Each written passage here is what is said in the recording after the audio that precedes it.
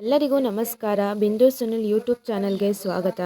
ಇವತ್ತು ನಾನು ನಿಮ್ಮೆಲ್ಲರಿಗೂ ಬಾಂಗಡೆ ಮೀನನ್ನ ಬಳಸಿ ಯಾವ ಥರ ಮೀನು ಸಾಂಬಾರು ಮಾಡೋದಂತ ಹೇಳ್ಕೊಡ್ತೀನಿ ಬನ್ನಿ. ಈ ಸಾಂಬಾರು ಮಾಡೋದಂತೂ ತುಂಬ ಸುಲಭ, ಟೇಸ್ಟ್ ಅಂತೂ ಸಖತ್ತಾಗಿರುತ್ತೆ. ನೀವು ಒಂದ್ಸಲ ಟ್ರೈ ಮಾಡಲೇಬೇಕು.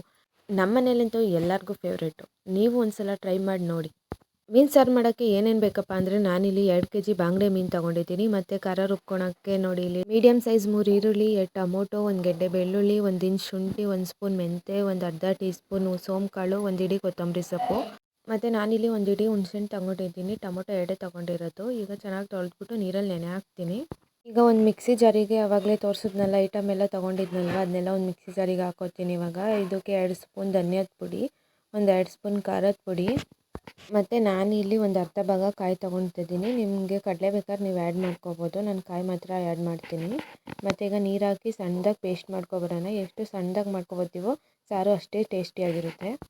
ಖಾರ ಎಲ್ಲ ರುಬ್ಬಿದಾದ್ಮೇಲೆ ಈ ಕಡೆ ಒಂದು ಬಾಣಲಿ ಇಟ್ಕೊಂಡು 100 ಗ್ರಾಮ್ ಎಣ್ಣೆ ಹಾಕಿ ಆವಾಗಲೇ ರುಬ್ಕೊಂಡಿದ್ನಲ್ವ ಖಾರ ಆ್ಯಡ್ ಮಾಡ್ತಾಯಿದ್ದೀನಿ.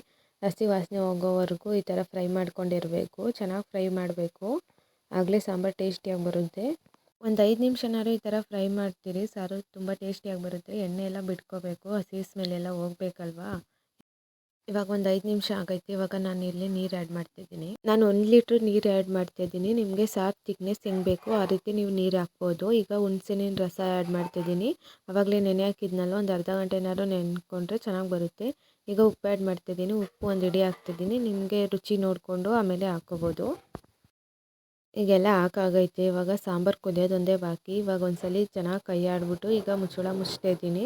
ಇದೊಂದು 10ರಿಂದ 15 ನಿಮಿಷನಾದ್ರು ಚೆನ್ನಾಗಿ ಕುದಿಬೇಕು. ವಿಡಿಯೋ ಇಷ್ಟ ಆಗಿದ್ರೆ ಸಬ್ಸ್ಕ್ರೈಬ್ ಮಾಡಿ, ಲೈಕ್ ಮಾಡಿ. ಹಾಗೆ ಈಗ ಸಾಂಬಾರೆಲ್ಲ ಚೆನ್ನಾಗಿ ಕುದೀತೈತೆ. ಒಂದು 10ರಿಂದ 15 ನಿಮಿಷ ನಾನು ಚೆನ್ನಾಗಿ ಕುದಿಸಿದ್ದೀನಿ. ಇವಾಗ ನೋಡ್ತಿರ್ಬೋದು ನೀವು. ಇವಾಗ ಬೇಕಾದ್ರೆ ಟೇಸ್ಟ್ ನೋಡಿ, ಉಪ್ಪು ಖಾರ ಏನಾದ್ರು ಕಮ್ಮಿ ಇದ್ದರೆ ಹಾಕೋಬೋದು. ಇವಾಗ ನಾನು 2 kg ಬಾಂಗಡೆ ಮೀನು ತೊಗೊಂಡಿದ್ನಲ್ವ, ಈಗ ಮೀನು ಆ್ಯಡ್ ಮಾಡ್ತಿದ್ದೀನಿ ಒಂದೊಂದಾಗೇ. ನಿಮ್ಮ ಕಡೆ ಅಂತೂ ಬಾಂಗಡೆ ಮೀನು ಸಿಕ್ಕಿದ್ರೆ ಬಿಡಲೇಬೇಡಿ. ಸಾಂಬಾರು ಮಾಡಿ ಅಥವಾ ಫ್ರೈ ಮಾಡಿ ಸಖತ್ತಾಗಿ ಟೇಸ್ಟ್ ಇರುತ್ತೆ. ಮಾತ್ರ ಸಾಂಬಾರು ತೆಳ್ಳಗಿದ್ರೆ ಇನ್ನೂ ಟೇಸ್ಟ್ ಸಖತ್ತಾಗಿರುತ್ತೆ. ಮೀನೆಲ್ಲ ಹಾಕಿದ್ಮೇಲೆ ನಾವು ಕೈ ಆಡೋಕ್ಕೆ ಹೋಗಲ್ಲ, ಮೀನೆಲ್ಲ ಕಲಸೋಗ್ಬಿಡುತ್ತೆ. ಒಂದು 5 ನಿಮಿಷ ಕುದ್ದೋದ್ಮೇಲೆ ಆಫ್ ಮಾಡಿದ್ರೆ ಸಾಕು. ಮೀನು ಹಾಕಿ ಜಾಸ್ತಿ ಹೊತ್ತು ಕುದಿಸೋಕೆ ಹೋಗಬೇಡಿ. ಒಂದು 2 ಕುದಿ ಬಂದರೆ ಸಾಕು, ಮೀನು ಕಲಸೋಗ್ಬಿಡುತ್ತೆ. ಇಲ್ಲ ಅಂದರೆ ನಾನು ಒಂದು 2ರಿಂದ 5 ನಿಮಿಷ ಕುದಿಸಿದ್ದೀನಿ ಅಷ್ಟೇ. ಮೀನು ಸಾಂಬಾರನ್ನ ಬೆಳಗ್ಗೆ ಮಾಡಿಟ್ಟು ಸಂಜೆ ತಿಂದರೆ ಸಖತ್ ಟೇಸ್ಟಿಯಾಗಿರುತ್ತೆ. ಯಾವುದೇ ಮೀನಾದರೂ ಸರಿ. ಇವಾಗ ನಮ್ಮ ಮೀನು ಸಾಂಬಾರು ರೆಡಿ ಆಗೈತೆ. ಟೇಸ್ಟ್ ಅಂತೂ ಸಖತ್ತಾಗಿರುತ್ತೆ. ನೀವು ಒಂದ್ಸಲ ಮನೇಲಿ ಟ್ರೈ ಮಾಡಿ. ಹಾಗೆ ಲೈಕ್ ಮಾಡಿ, ಶೇರ್ ಮಾಡಿ, ಕಮೆಂಟ್ ಮಾಡಿ, ನಿಮ್ಮ ಅನಿಸಿಕೆ ತಿಳಿಸಿ ಪ್ಲೀಸ್.